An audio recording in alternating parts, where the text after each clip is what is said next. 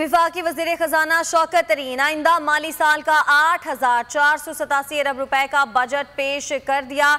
आइंदा माली साल के लिए तरक्याती बजट के लिए 964 अरब रुपए मुख्तस किए गए हैं। विफाकी सालाना तरक्याती प्रोग्राम 900 अरब रुपए होगा। शौकत तरीन ने कहा कि विफाकी हुकूमत के गैर तरक्याती अखराजात का तखमीना 7,523 अरब रुपए होगा। दिफाई बजट के लिए 1,373 अरब रुपए मुख्तस। सिविल और मिलिट्री की मजमूई पेंशन का हजम 480 अरब रुपए होगा। टैक्स वसूलियों का हदफ 5,829 अरब रुपए। नॉन टैक्स रेवेन्यू की वसूली का हदफ 2,080 अरब रुपए मुकर्रर। मुल्की और गैर मुल्की कर्जों पर सूद की अदायगी पर 3,060 अरब रुपए खर्च होंगे। हुकूमत मजमूई तौर पर 1,246 अरब रुपए मालियत के गैर मुल्की कर्जे लेगी, जबकि मुल्की कर्जे 2,417 अरब रुपए मालियत के हासिल किए जाएंगे।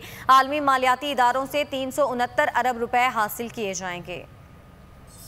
अगले साल के लिए हमने मुआशी तरक्की का हदफ 4.8 रखा है।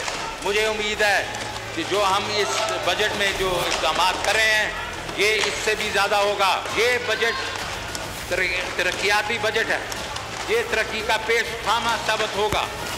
मैं इस वजह से ये बात कर रहा हूँ क्योंकि हम तरक्याती बजट को 630 अरब रुपए से बढ़ा के 900 अरब रुपए कर रहे हैं।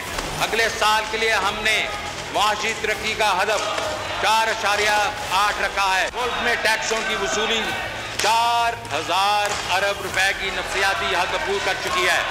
ग्रॉस रेवेन्यू का तखमीना 7,909 अरब रुपए है। FBR मुहासिल में 24% के इजाफे के साथ 4,691 अरब रुपए से बढ़कर 5,829 अरब रुपए का इजाफा मुतवक्के है। नॉन टैक्स रेवेन्यू की 22% तक बढ़ने की तवक्को है।